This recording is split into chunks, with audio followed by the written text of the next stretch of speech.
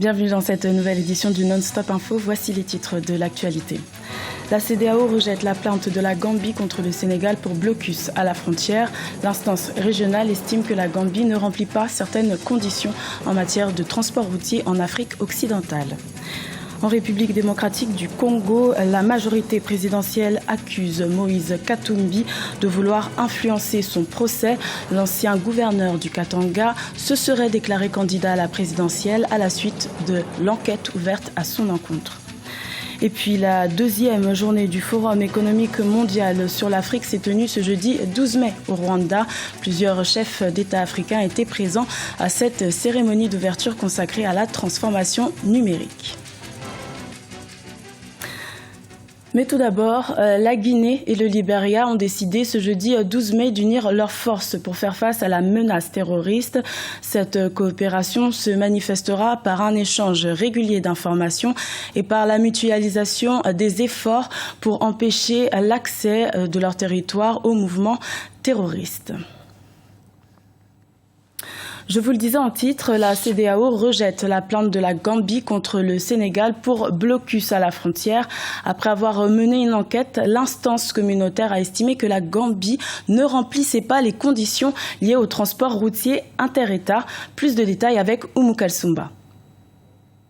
La CEDEAO rejette la requête de la Gambie qui avait porté plainte contre le Sénégal. Les autorités gambiennes accusent l'État du Sénégal d'avoir volontairement installé un blocus à la frontière. Elles estiment que cette situation a compromis la libre circulation des biens et des personnes.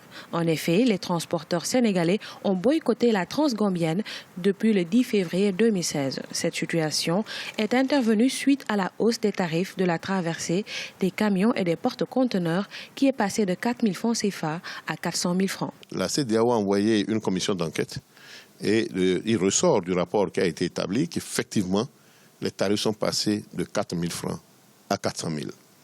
Mais il n'y a aucun acte administratif qui a été signé. Et donc, c'est ceux qui réglementent le passage qui ont augmenté les... Donc, nous avons le ministre d'État chargé des transports gambien a pris des dispositions en nous disant que c'est fini. Mais pour que ça soit définitivement terminé, que l'activité économique reprenne, nous avons invité les deux parties, la partie gambienne et la partie sénégalaise, à se retrouver autour d'une table pour engager le dialogue. La volonté que nous avons notée des deux côtés, c'est d'aller vers le dialogue. Aujourd'hui, les transporteurs et les usagers sénégalais utilisent la voie de contournement qui passe par la région de Tambacounda pour allier la Casamance. La Cour de la CEDEAO considère que la Gambie ne remplit pas les conditions pour l'opérationnalité du transport routier inter-État. Rappelons que plusieurs tentatives de médiation entre Banjul et Dakar ont été menées pour régler le conflit transgambien. Une autre rencontre entre les autorités sénégalaises et celles de la Gambie pourrait bientôt être organisée à Dakar afin de mettre fin à ce blocus.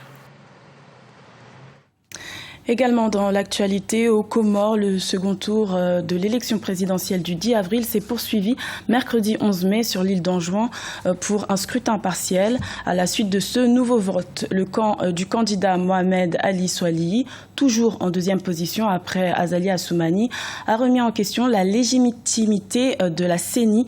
Après avoir annoncé les résultats provisoires, la Cour constitutionnelle a jusqu'au 16 mai pour proclamer les résultats définitifs. En République démocratique du Congo, la majorité présidentielle exige que toute la lumière soit faite sur l'affaire Moïse Katumbi. En effet, depuis le 4 mai, une enquête a été ouverte à l'encontre de l'ancien gouverneur du Katanga sur des recrutements présumés de mercenaires étrangers. Et à cette même date, Moïse Katumbi a annoncé officiellement sa candidature à la prochaine présidentielle, un acte pour influencer le procès selon le parti au pouvoir. Un reportage de notre correspondant Jacques Amboka. La majorité présidentielle exige toute la lumière sur l'affaire Moïse Katumbi, qui est rentré libre chez lui après sa deuxième audition devant le procureur au parquet de Lubumbashi ce mercredi 11 mai 2016. Pour le porte-parole de la famille politique du chef de l'État, la déclaration des candidatures à la présidence de l'ex-gouverneur du Katanga était une façon de faire obstruction à la justice. La déclaration du ministre de la Justice sur un réseau de recrutement de mercenaires à travers Jones Group, avec pour tête de pont un service de gardiennage dénommé Pomba Security, suscite de profondes préoccupations à la majorité présidentielle sur la cohérence de la démarche politique de certains citoyens.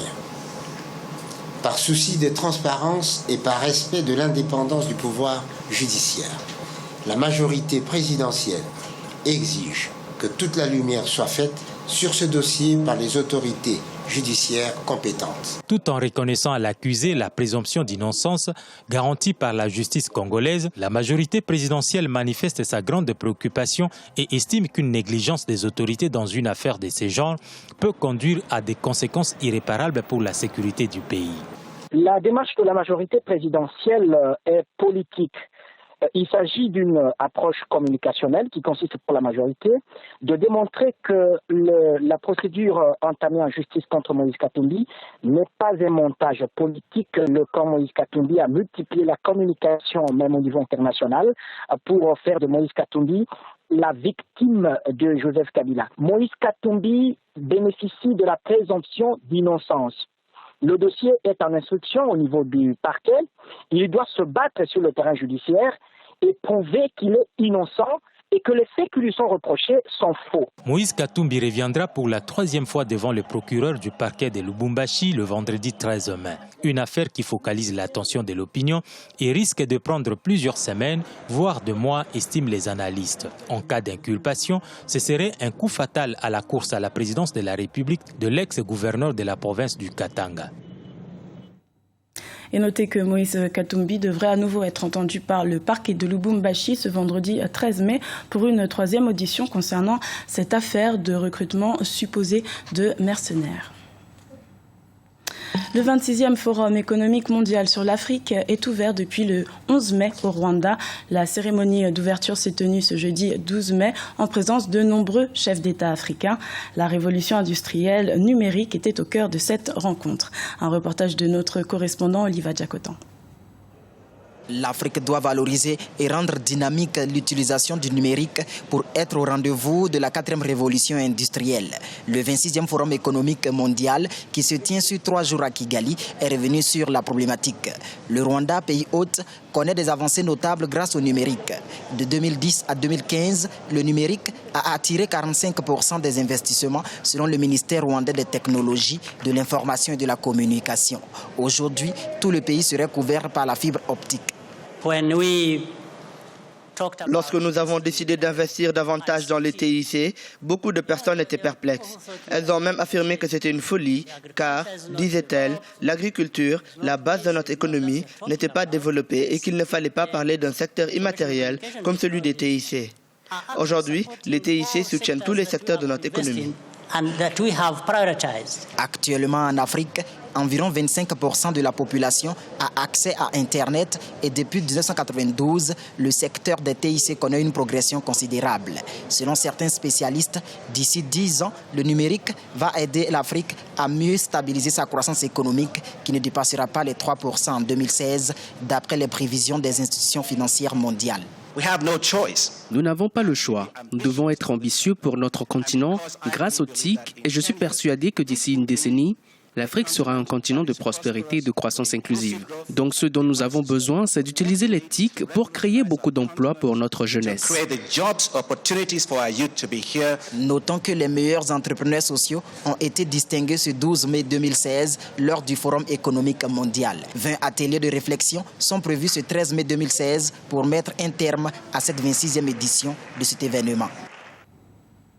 Et ce 26e Forum économique mondial sur l'Afrique consacré aux technologies prendra fin ce vendredi 13 mai.